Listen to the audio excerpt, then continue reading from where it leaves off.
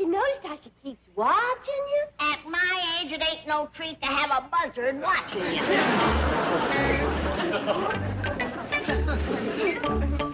Here, take these to the kitchen and commence ironing. Oh, yes, Come on, Daisy. Not her. I don't allow no scavenger in my kitchen. Well, what about... That's different. Jethro is family. Hey there, Mr. Drysdale. Randy, Ellie Mae, Mr. Drysdale, Miss Jean is here to see you. Jed, will you tell your daughter to get rid of that big, ugly bird? It makes me nervous. But, Granny... We'll talk about that later. Mr. Drysdale says this is real important and can't wait. Quite true, quite true. Oh, please sit down, everybody. I have an announcement of historical importance to make. Mr. Pavitt, members of your esteemed family, at the opening of business this morning, precisely 10 o'clock Pacific Daylight Savings Time, your balance in my bank reached the unprecedented figure of $80 million. Granny, I'm hungry. Mr. Drysdale's fixing to make an important announcement. Yeah, I just made it. You have $80 million. Oh. Well, now, here's the really good news. In keeping with my policy of generosity, I have a free gift for you. Mr. Drysdale, you don't have to. No. It's a tradition with my bank. Every depositor whose balance reaches $80 million is automatically eligible. Please, Miss Hathaway. Not going through with this farce. The gift, please, Miss Hathaway. This is no time to think of expense. With my compliments. Well, doggies, would you look at that? What is it? It's a genuine imported Oriental magic music maker. Huh? Dog! Japanese transistor radio. All it needs is a battery. I'll get one. Mr. Drysdale, you didn't have to get us that. Tut! It's the least I can do. The very least. Well, you done all the work, taking care of our money. Seems like we ought to give you a present. I got just the thing for him. You like big birds, Mr. Drysdale? Now, I ain't giving him Daisy. Granny, that's a mighty poor reward for all Mr. Drysdale done. Taking care of our money for 6 years must have been a mighty heavy burden. Well, I can't deny that it has cost me many sleepless nights. Spun a few silver threads among the gold, added lines to a once youthful face, and caused a slight tremor to a once steady hand. Hope you ain't gonna be sick. I wish I could say the same. Come along, silver-haired daddy. I'm your nap. What do you mean, nap? I didn't build this man a fortune by sleeping. Semper paratus, always ready. Others may work from sun to sun, but bankers' work is never done. Mr. Drysdale, you take it easy. Don't overdo it. My advice exactly. What better way to go? I regret that I have but one life to give to my largest depositor. All right, Nathan. And when that big banker in the sky calls my final loan, let my epitaph read, he never met a millionaire he didn't like.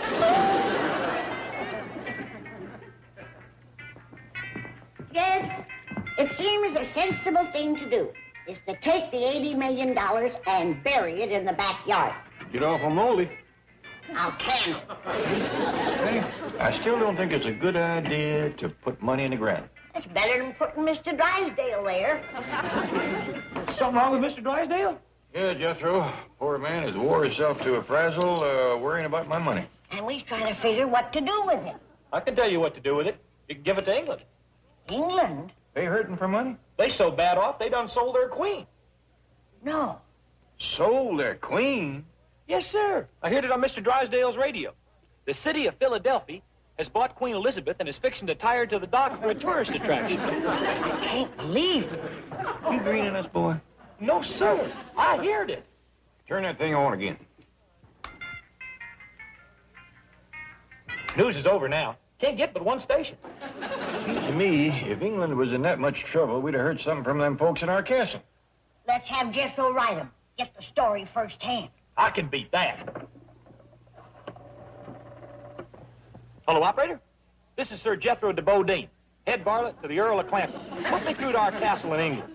Ask for Major Domo. Yeah, England. Word has reached our royal ears that the rabble has hawked the Queen. We might have to come over there and flog a bunch of them rascals. I'll handle it, boy. Yes, ma'am. That's Clampett Castle in Kent, England. What is it they say over there instead of howdy? Faversham. Yeah, that's it. Would you hold on a minute, please? Oh, Mr. Faversham, sir. I think you'd better take this call. It's from the United States. Yes?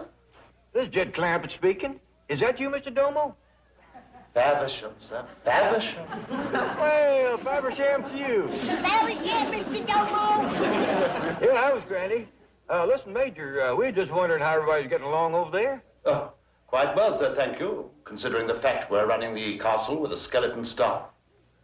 They got trouble, all right. Their servants is down to skin and bone. We don't care nothing about them oafs and serfs. How much did Philadelphia give you for the Queen? I hope you'll excuse Jethro. He heard some wild story about selling Queen Elizabeth to Philadelphia. I reckon ain't no truth to it. Well, yes, sir. As a matter of fact, we've sold both our queens. Don't say. What is it, Jed? They done sold Queen Mary to Long Beach. It's a revolution, right? The rabble has rose up and is getting rid of royalty. Dukes and earls is next, and that's us. Jethro. We got to rally around the Queen and put down this uprising. To arms! To arms! Mr. Clampett, sir. Mr. Clampett. Yes? I heard Master Jethro's outburst. It's only Her Majesty's ships that have been sold. Oh. Well, things ain't quite as bad as we thought, but they's hurting for money, all right. The Queen sold her Navy.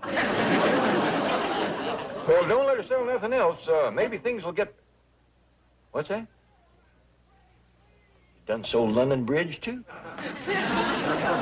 Poor woman, Jed. We've got to help her. Well, I got a feeling things is going to pick up. I hope the Queen still got her health. Oh, yes, indeed, sir.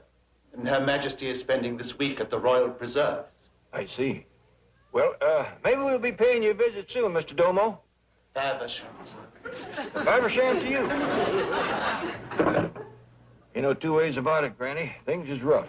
You know what the Queen is spending this week doing? What? Putting up preserves. There ain't no time to lose, Jed. You gotta take your money out of the bank and head for England. Yep, looks like we can save Mr. Drysdale and the Queen at the same time.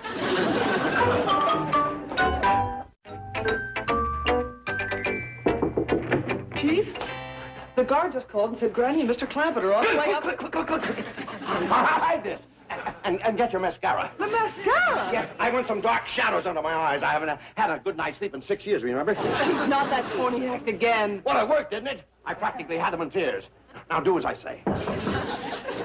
Mr. Drysdale? Yes? Who is it? Hey, Jed Clampett. Oh, so it is. You'll have to excuse me, sir. A bad case of banker's squint, adding up those figures day and night. 6 years. Oh, excuse me, sir. Mr. Drysdale, I know you've been toting a crushing burden, but I got good news for you. Good news? I'm going to take my $80 million out of your bank. Bet you in the wheelbarrow, Granny.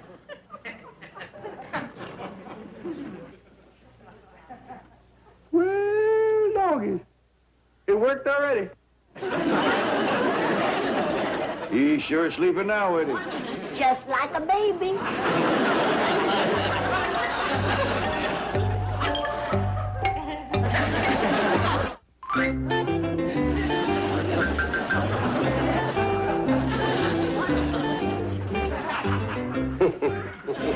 Where am I? What's going on? You fainted. Fainted? Oh, you were in a deep coma. It took a 20 to bring you out of it. I'm not the type who faints. What happened? Well, Mr. Clampett told you he was withdrawing his $80 million. I'd better open a window. No. Lock it. I might jump. Oh, gee. Better hide my tie and belt, too. You know, of course, you brought this on yourself. How? That financial fatigue act, Mr. Clampett felt sorry for you. Where is he? Waiting in my office. Mr. Clampett. Hey, that nap sure done wonders for you. Oh, I never felt better in my life. Well, it must be a relief getting $80 million off your back. No, please, don't take it. Mr. Drysdale, you said yourself that it's a crushing burden. But I'm used to it. I'm a banker. But it would finish you in no time. Well, it ain't gonna be no burden to me. I'm giving it away. Giving it away? Yes, you see, there is a certain lady that's in trouble. Oh, I see. Well, how much does she want? Well, I reckon all she can lay her hands on. Yes, I know the type. Leastwise, I aim to give her all I got. Oh, 80 million! Well, to this lady, that's just a drop in the bucket. She must have some bucket. If you knew who she was. Who is she? Well, I don't know if she'd want me to say. She's a mighty high-placed woman. And high price, too. What's her name? Keep it yourself? I promise. Well. Queen Elizabeth! Drysdale, you promise. Mr. Clampett, I assure you the Queen of England is a very wealthy woman. Once was, maybe, but things is kind of rough. I've looked into the matter. Jed, them goobers downstairs won't give us no money without you signing a check. All right. Ask Miss Jane to get us 4 tickets to London. No! I won't let you. You won't let us. Mr. Drysdale, it's my money. What I meant was that you just can't walk up to Buckingham Palace and hand the Queen money. She's too proud to accept charity. Oh, we know that. Good! We're going to put it in plain gunny sacks and throw it over the wall. Miss Clampett, Granny, a thing like this has to be handled with great diplomacy. Now, I have some connections with the British Embassy, and I'll have them get in touch with you. Well, we do want to handle it the right way. Yes. Well, you go home and leave everything to me. All right. Hop on, Granny. Now, don't take the freeway this time, Jed. That tailgating makes me nervous.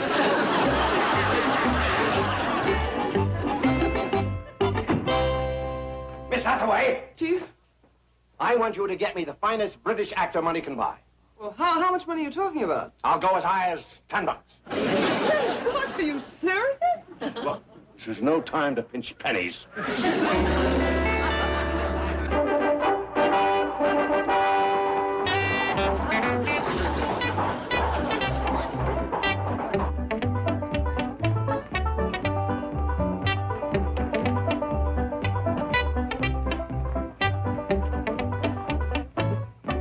How long are you going to be, mate? This rig's due back at the studio at 5 o'clock. Well, at the rate Mr. Drysdale is paying me, my performance should run about 2 minutes.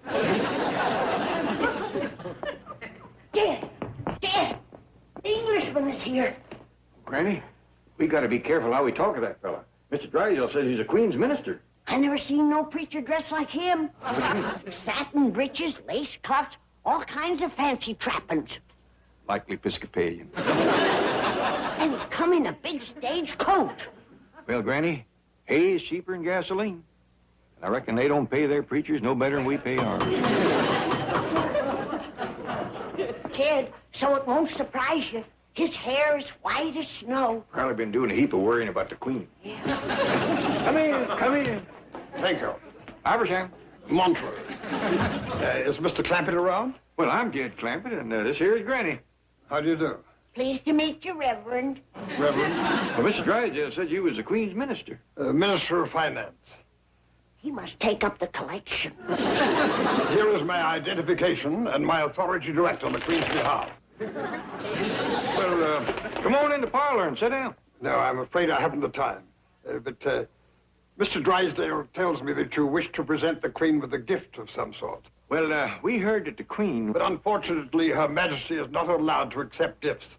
But on the Queen's behalf, I thank you for whatever it is you had in mind for her. Good day. Well, what we had in mind was $80 million. Did you say? $80 million. Didn't Mr. Drysdale tell you? It's sitting in his bank. And Jed is more than happy for the Queen to have it. Now, Granny, if the Queen can't take it... There may be a way. Excuse me while I talk to my chief of protocol. Well, you may return to the studio, you chaps. It looks as though the bit part I'm playing is going to turn into a very meaty role. Oh, and what kind of a role is it? A bankroll. I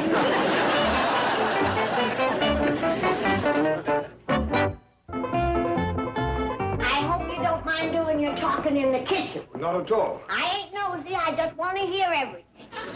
Well, anyway, as I was saying, after the oil company gave me all them millions, Cousin Pearl talked me into moving out of the little old cabin and coming out here to Beverly Hills. I see. Been here ever since, except for a couple of weeks we spent in England in our castle.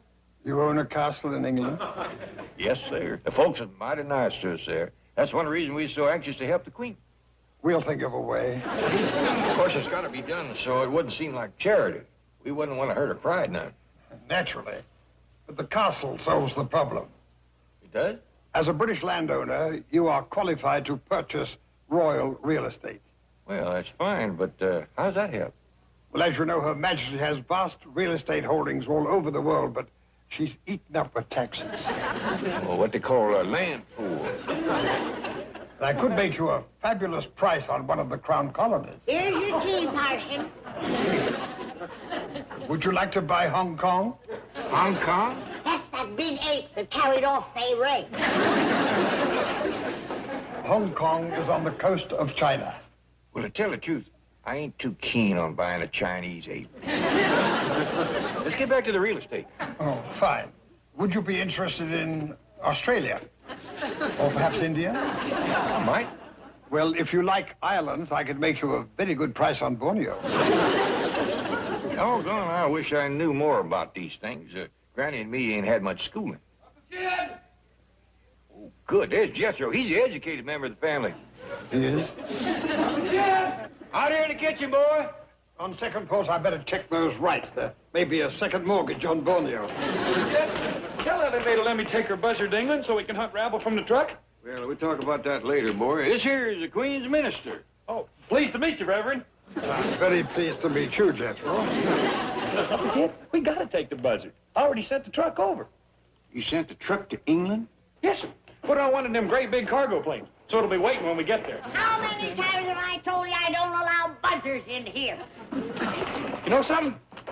There's a lot of folks that feels that way. Did you ever try hitchhiking from the airport, wearing a suit of armor and toting a buzzard? Strangely enough, I never have. The whales don't. Everybody slowed down, but nobody stopped. Oh, what's done is done. Jethro, I need your advice on buying some royal real estate. Royal real estate? It's a way of helping the Queen. Now, the parson here has given me my choice of Australia, India, or Borneo. Uh-oh. Be careful, Uncle Jed. This rascal's foxing you. Jethro, he's a man of the cloth. Oh, yeah. And he's pulling it over your eyes. Explain yourself, boy. He's holding out the best place. Make him sell you Canada. You're right, Mr. Clampett. He's the educated member of the family. Graduated in 6th grade. Well, I must confess I was holding out Canada till the last. Well, I can't fault you for that, parson. You were just looking out for the Queen. Good trader always keeps the best horse in the barn. Well, I'm glad you understand. Very well, sir. Canada it is. Make him put in the riding, Uncle Jed. And see to it that he gives you the title to Canada. You'll need that when you go to subdivide. Well, I don't aim to do that. No, but the boy's right. Everything must be perfectly honest and legal. Now, if you have a pen, I will transfer title right above the Queen's signature. Good. Then I'll pay the tax on it and give it back to her. I'll call Mr. Drysdale and have him make out the check. No. That won't be necessary. I trust you. You trust me. Just let me have whatever cash you have as good faith money. Well, I don't know how much I got here, but... That'll do perfectly. Thank you, and there's the title. Mr. Clampett, Jethro told me about shipping the truck to England, but don't worry, I'll have it back on the next plane. Oh, no need to do that. We's going over ourselves quick as Miss Jane gets us a ticket. Oh, but there's no need to go now. Didn't the Queen's minister come to see you? Sure did. Dandy fella. Nice man to do business with, too. Business? Sold me Canada for $80 million and a handful of cash. You bought Canada, Jed? His Jethro deserves the credit. Hadn't been for him, I might have...